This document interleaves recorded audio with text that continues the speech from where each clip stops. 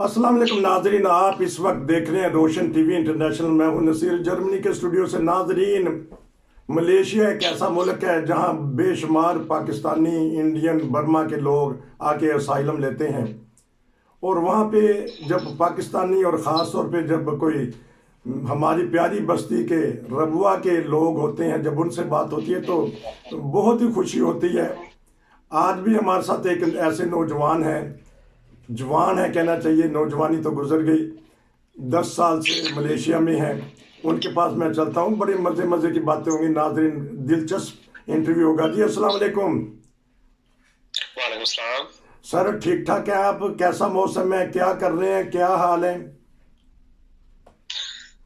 अल्लाह का फजल है, मौसम यहाँ पे एक ही रहता है। नहीं, एक ही रहता है ये जिसको नहीं, एक से हाँ मतलब जी, क्या, गर्मी रहती है, सर्दी रहती है, या दरमियाना टेम्परेचर रहता है? मतलब मुनासिब टेम्परेचर ही होता है लेकिन गर्म। गर्म है। और अपना थोड़ा सा तारफ करवाएं, नाम बताएं, अपने वालिद साहब का नाम बताएं। पूरी दुनिया इस वक्त आपको सुन रही है और फिर इंशाल्लाह रबुआ की प्यारी प्यारी बातें करेंगे। जी मैं रवा का रहने वाला हूँ, दारुल उलूम बस्ती से। जी। और वाले साहब का नाम है मेरा रफीक अहमद खान। ठीक। तो क्या करते रहे हैं, कहाँ स्टडी की, क्या तालीम हासिल की? स्टडी तो रवा में ही मैंने बीएस किया था, मास कम्युनिकेशन के अंदर, अच्छा टेलीविजन एंड रेडियो ब्रॉडकास्टिंग के अंदर। अच्छा। और ठीक। फिर इधर आ गए। अच्छा, तो इधर जिस तरह मैंने कहा, कितने साल हो गए हैं और दिल लग गया है यहाँ आके? दिल तो लगाना पड़ता है, ठीक है। मतलब 10 साल हो गए मुझे यहाँ पे 10 साल? तकरीबन। हाँ जी, 10 साल। 2013 से अभी 23 आ गया, अच्छा और 10। तकरीबन 10 ही गिन लें, हाँ, अपनी दो कभी। चार माह ऊपर नीचे। हाँ जी, 10 साल ठीक की जिंदगी आपने वहाँ तो खेल कूद का जमाना था जब वहाँ से आए थे आप, 20-22 साल के होंगे। तो वो खेलें याद आती होंगी, वो माहौल याद आता होगा, तो फिर क्या महसूस करते हैं उस वक्त? है, बड़ा फर्क है यहाँ पे और वहां पे। यहाँ पे आपको मतलब सिर्फ आप ड्यूटी से काम है, कोई छुट्टी वगैरह हो जाए तो चले आप कहीं इधर उधर चल जाए। वो भी लोकल नहीं, यानी कि जो यहाँ पे लोग हैं रिफ्यूजी, वो तो नहीं निकलते, कम ही निकलते हैं। तो जो लेकिन असाइलम लेते हैं तो मुख्तलिफ इलाके होते हैं, तो आपको इजाज़त होती है पूरे मलेशिया में फिरे टुरे जहाँ मर्जी जाएं? जाए जहां मर्जी, कोई नहीं ऐसा, कोई ऐसा नहीं है, पाबंदी तो नहीं है कोई। अच्छा। लेकिन पुलिस की चेकिंग तो होती है, फिर उसके अंदर कुछ मिसाइल हो जाते हैं, क्योंकि डॉक्यूमेंट्स शुरू में नहीं होते। अच्छा। डॉक्यूमेंट मिलते मिलते 2 साल 2.5 साल लग जाते हैं। क्योंकि। फिर उसके बाद भी पुलिस वाले जो उनसे हैं, वो कई दफा डॉक्यूमेंट आपके एक्सेप्ट नहीं करते। अच्छा। यानी कि ये जो कार्ड आपको दिया गया यूएनएचसीआर की तरफ से, ये बात पुलिस वाले नहीं करते हाँ। एक्सेप्ट। हाँ। तो बात कर लेते हैं। मैंने बात इसलिए की कि ताकि आप खुल के तरह बोलें। यहाँ जर्मनी में भी बाज़ कवानीन ऐसे होते हैं कि बाज़ इलाके आप छोड़ नहीं सकते। हालांकि यूक्रेन के लोग आए हैं, उनको 3-3 साल का वीज़ा मिला है, लेकिन उनको भी पाबंद किया गया कि ये फ़लाँ सूबे से फ़लाँ नहीं जा सकते। ये हकूक़ देते हैं, लेकिन कुछ हफाजती नुक्ता नगाह से पाबंदियाँ भी लगा देते हैं। तो वहाँ भी कुछ असाइलम वालों पर कोई पाबंदियाँ होती हैं काम के अलावा? नहीं, काम करने की तो इजाजत नहीं है, लेकिन काम करते हैं लोग यहाँ पे। ठीक है। ठीक। तो और पाबंदी इस तरह की, जो इनका जो वेस्ट है और ईस्ट, जो यानी कि मशरिक और मगरबी हिस्सा जो है ना, दो हिस्सों में ये तकसीम है, जिसको आप सबा का इलाका कहते हैं। वो पे जाने के लिए जो है पासपोर्ट की जरूरत होती है, क्योंकि बाई एयर ही जाना होता है। वो पे आप नहीं जा सकते। जो उधर आते हैं डायरेक्ट, तो वो उधर ही रहते हैं, जो इधर आते हैं वो इधर ही रहते हैं। दरमियान में क्योंकि समुद्र है, तो वो इस तरह क्रॉस नहीं हो सकता बगैर पासपोर्ट के। अच्छा। बाकी जहां मर्जी जाए। जिस तरह बांग्लादेश और पाकिस्तान का था कि दरमियान में समंदर है, तो यही हिसाब है कि इतनी दूर कितना फासला है उस इलाके का? एग्जैक्ट फासला तो अब मुझे नहीं पता, लेकिन मतलब 2 घंटे की फ्लाइट लगाए, अच्छा। 1 घंटे से 2 घंटे की। अच्छा, शिप वगैरह का इंतजाम भी होता है कि या सिर्फ बाई एयर ही है वहाँ इंतजाम किया गया? शिप जा सकती है। ठीक है, शिप वगैरह जाती है। और क्योंकि एक तरक्की याफ्ता मुल्क है, कुछ ना कुछ और सहूलियात भी दी होंगी, तो ये दरमियान में समंदर आ जाता है। तो बात ये है कि जब मुहाजिर आता है तो उसको क्या क्या तकलीफ होती हैं, हम पूछते रहते हैं मलेशिया वालों से कि आपके पास कोई ऐसी बात हो कि जो शेयर करना चाहते हैं कि किन किन मराइल से आपको गुजरना पड़ा। असल चीज ये है कि जब आदमी जहाँ पे आता है ना, यहाँ पहली नंबर पे तो जुबान ही नहीं आती। अच्छा। इनकी जुबान बिल्कुल मुख्तलिफ है जी। और इंग्लिश भी बहुत कम समझते हैं। मतलब अगर हम तो इधर कुआलालंपुर के एरिया में रहते हैं और ज्यादातर लोग इस एरिया में रहते हैं क्योंकि यहाँ पे लोग इंग्लिश समझ लेते हैं।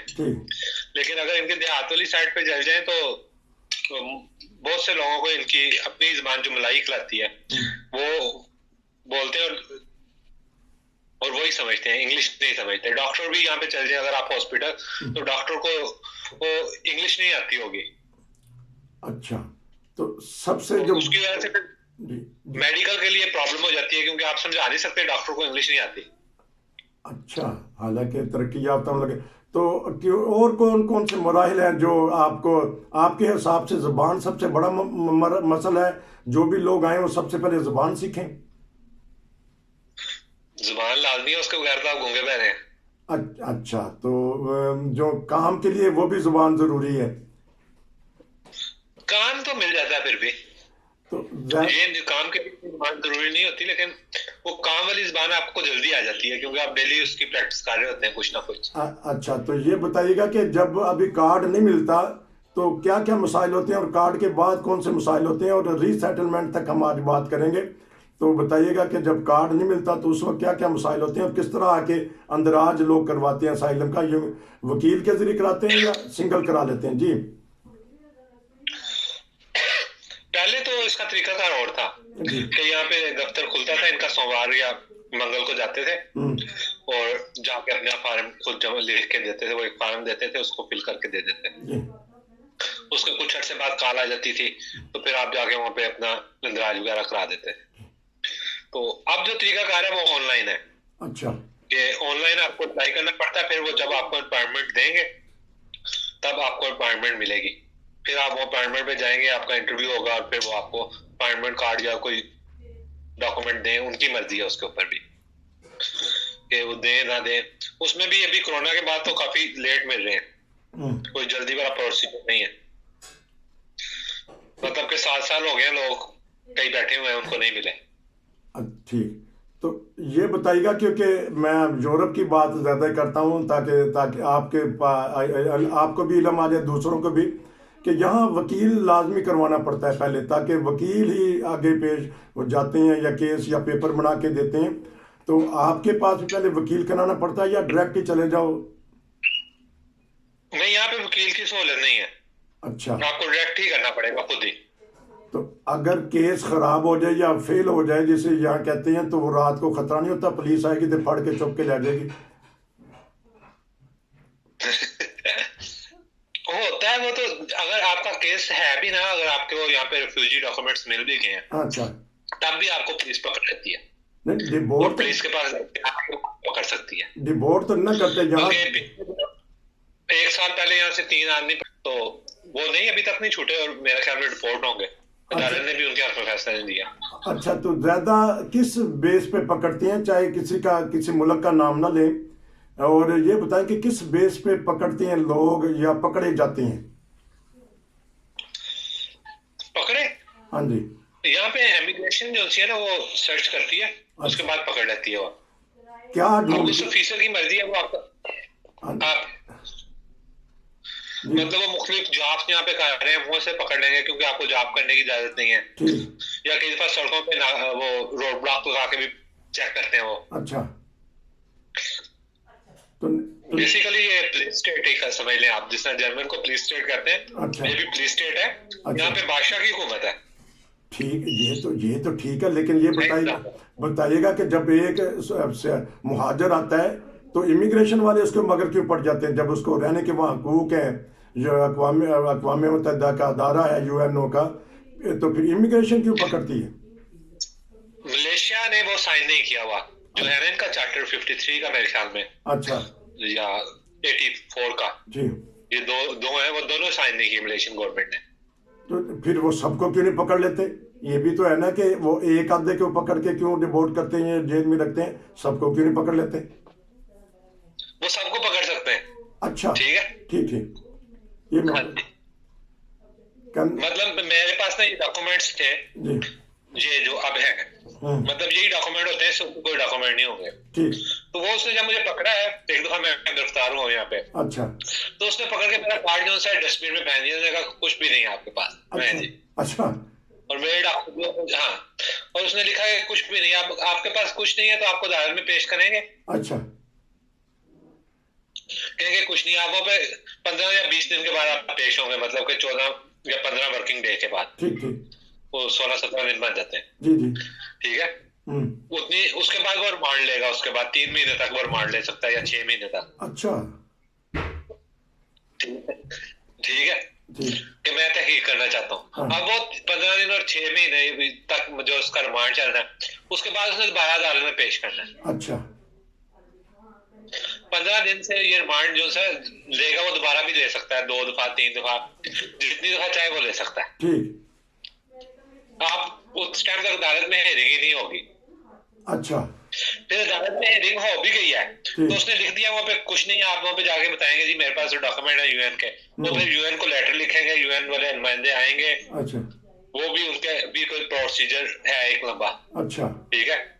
अच्छा, एक लंबे प्रोसीजर के बाद वो, मतलब कि आप अगर बंदा पहुंच भी जाते हैं यूएन वाले, तो भी अदालत की मर्जी है वो आपको छोड़े या रिपोर्ट करें। अच्छा, तो अगर लेकिन पुलिस वाला, ठीक, हाँ, एक सवाल कर लूं मैं कि पकड़ लेती है, रिमांड से मतलब है कि पुलिस अपनी कस्टडी में रख लेती है, पकड़ लेते हैं जेल में या हवालात में बंद कर देते हैं? हाँ जी, अच्छा, तो उस वक्त वकील के कौन पैसे देगा? जो आपने कहा कि अदालत में जाते हैं लाजमी, वो वकील के पैसे कौन देगा फिर? हाँ, वो आपको ही करना है। तो फिर आप किस तरह छूटे फिर? अच्छा, ये बात अभी चले, बहरहाल पुलिस तो पुलिस ही होती है। तो इसका मतलब है कि हर वक्त खतरा है एक मुहाजिर को मलेशिया में कि किसी वक्त भी पुलिस आ जाए, तो वो जिस तरह आपका उसने कूड़ेदान में फेंक दिया तो वो कागजात फेंक सकती है। हाँ जी। अच्छा, तो और बताइएगा कि कौन कौन सी परेशानियां होती हैं मेडिकल के हिसाब से, काम के हिसाब से, खाने पीने के हिसाब से, जो भी मेडिकल ना, अब यहाँ पे गवर्नमेंट हॉस्पिटल में जो सी है, लोकल जो आदमी जाते हैं ना, उनकी पर्ची मेरे ख्याल में 1 रिंगट से 5 रिंगट तक होती है मुख्तलिफ। अच्छा, क्लिनिक के अंदर गवर्नमेंट के। ठीक है। लेकिन अगर कोई रिफ्यूजी जाए जो यूएन वाले जिसको कहते हैं हमने डिस्काउंट दिया हुआ है, तो वो 60 रिंगट की है और 100 रिंगट की है। अच्छा, ठीक है। और अगर मतलब एडमिट हो रहा है तो आपने 1800-2000 जो है वो पहले ही जमा कराना है। अच्छा, हाँ, तो वो मर्ज के मुताबिक, अगर मर्ज ज्यादा तो ज्यादा भी मांग लेंगे। अच्छा, ये क्योंकि उसके बाद ही वो आपका जज चलेगा। अच्छा, प्रोग्राम क्योंकि हो सकता है दूसरा भी करें, इस वक्त तो ज्यादा टाइम हो गया है। ये बताइएगा कि पाकिस्तान जाने के हकूक होते हैं एक मुहाजिर को वहाँ के? क्योंकि जब आप कहते हैं कि मलेशियन हुकूमत मानती नहीं वहाँ रेफ्यूजीज को, तो जा सकते हैं पाकिस्तान, फिर वापस आ सकते हैं, उसी केस को दोबारा रीओपन कर सकते हैं? नहीं, अच्छा, ऐसे नहीं है, लेकिन लोग जाते हैं, वो केस ओपन नहीं होता। वो फिर आके कहते हैं हमें डिपोर्ट कर दिया था ये, क्योंकि आप डिपोर्ट होके ही जाएंगे जैसे आप साइलम करेंगे। साइलम होने से पहले आपको यहाँ पे डॉक्यूमेंट खत्म होने चाहिए, यानी कि मलेशियन वीजा नहीं होना चाहिए। अच्छा, तब यूएन आपका साइलम लेती है। अच्छा, तो लोग अगर आप, फिर उसके बाद आपके पास डिपोर्ट की ऑप्शन ही होती है जाने के लिए। अच्छा, डिपोर्ट होती है, क्योंकि बाज़ दफ़ा बाज़ ममालिक में, जर्मनी में मैं जिक्र कर देता हूँ कि अगर किसी का केस पास हो जाता है, खुदा न खास्ता पाकिस्तान में इमरजेंसी पड़ जाती है फौतगी की, तो फिर ये हुकूमत इतनी हमदर्दी ज़रूर करती है कि वक्ती तौर पे कागजात देती है कि जाएं जी आप अपनी खुशी गमी में वहाँ शामिल हो जाएं। तो इसके अलावा क्या कोई ऐसी बात बताना चाहेंगे मुहाजिरीन के लिए, मलेशियन के लिए या पूरी दुनिया के लिए, ताकि आपकी आवाज़ पूरी दुनिया में जा रही है? बस यही ठीक है ना। एक तो ये है कि जुबान सीखें, जुबान सीखने से बहुत से फायदे हो जाते हैं। अच्छा, आप दूसरे शख्स की, मतलब कि आप वो पुलिस में, अगर आपको जुबान नहीं आती, अच्छा, तो वो कुछ कह रहा है आपको समझ रहे हैं, ठीक है, ठीक है, ऐसी मेडिकल के शोबे में भी है कि अगर आप बीमार हो गए तो आपको जुबान नहीं आती तो आप डॉक्टर को नहीं बता सकते कि आपकी बीमारी क्या है। जुबान आपके हिसाब से जरूरी है, फिर उसके बाद काम जरूरी है क्योंकि खाना पीना भी है। तो रीसेटलमेंट काम आप मिल जाते हैं, काम का इतना मसला नहीं, काम तो मिल ही जाते हैं क्योंकि उन्होंने आपको लोकल से तो कम ही सैलरी देनी होती है ना। अच्छा अच्छा ठीक है, काम भी मिल जाते हैं, जुबान आनी चाहिए। तो जो रीसेटलमेंट है, अगर आप तो काम मिल जाएगा आराम से। आ, किस मुल्क में ज्यादा लोग आजकल जा रहे हैं? कोई गए हैं कोरोना के बाद आपके इलाका इर्द गिर्द की कोई फैमिलियां जानने वाले? यहाँ से यूएन के तहत तो बहुत कम लोग जाते हैं, ज्यादातर जाते हैं जो स्पॉन्सर पे जा रहे हैं। अच्छा, कनाडा का स्पॉन्सर है G5 का या दूसरे स्पॉन्सर जो से हैं, उस जो यूएन की तरफ से जा रहे हैं वो ज्यादातर मेडिकल बेस के ऊपर ही गए हैं, दूसरी जो वैसे आम आदमी नहीं गया पिछले मेडिकल 5-10 सालों में। हाँ, चले चले जी, ये तो हो गया। हमने ये छोटा मोटा कर लिया, लेकिन आपकी कैसी फिर मसरूफियात गुजरती हैं सुबह से लेकर शाम तक? कैसा दिन गुजरता है? महसूस क्या करते हैं, क्या कमियां महसूस करते हैं अपने देश की? ताकि अब प्रोग्राम खत्म करें, दूसरे प्रोग्राम में आपसे मैं और बातें करेंगे। जी यहाँ पे कमियां तो क्या कहना है, बस मतलब ये है कि आपके पास हुकूक नहीं है किसी भी मामले में। मतलब आपको अगर आपके चोरी हो गई है या कोई चीज गुम गई है डॉक्यूमेंट, तो आपको पुलिस के पास जाते टाइम आपके पास हुकूक नहीं है कि आपको पकड़ है पुलिस। अच्छा, क्योंकि बजाय शिकायत लगाने के वो खुद ही पुलिस उसको पकड़ लेगी। तो लेकिन आम तौर पे क्या रवैया है जो आपके मलाई कहलाते हैं, आपके हमसाए, या उनको मलेशियन को क्या कहते हैं, यहाँ कैसे? के लोग जो है ना बेसिकली फॉरेनर को पसंद नहीं करते, ये भी याद रखें। हाँ, वो तो कोई मुल्क भी नहीं पसंद इतना करता ना, एहतियात ही करते हैं। अब पाकिस्तानी कब अफगानियों को इतना ज़्यादा वो करते हैं, मजबूरियां हो जाती हैं ये। तो वो मतलब अगर आपका किसी से कोई मसला हो गया है तो फिर आप ही जल्द से ज्यादा मसले का शिकार हो गए, क्योंकि आप तो कहीं नहीं जा सके कंप्लेन करने के लिए। यूरोप में तो आप कंप्लेन कर सकते हैं, यहाँ पे नहीं कर सकते। हाँ ठीक है, क्योंकि हमने हादसात भी सुने हैं वहाँ, और एक दूसरे को मारा भी गया, ये भी सुने हैं, जेल में भी गए, क्योंकि जुबान का भी मसला है और वहाँ आर्जी तौर पे आप ले रहे हैं। तो फिर इंशाल्लाह मैं आपसे दूसरा इंटरव्यू लूंगा और उसमें आपसे बड़ी बड़ी प्यारी प्यारी बातें करेंगे। नाज़रीन, अगर आप भी कोई इंटरव्यू करना चाहते हैं, देना चाहते हैं, कोई आप भी प्रोग्राम करना चाहते हैं, कोई तबसरा करना चाहते हैं, रोशन टीवी से रब्ता कीजिएगा। हम आपकी बात पूरी दुनिया में फैलाएंगे। आपका बहुत शुक्रिया। नसीर को इजाज़त दीजिए। अस्सलाम वालेकुम।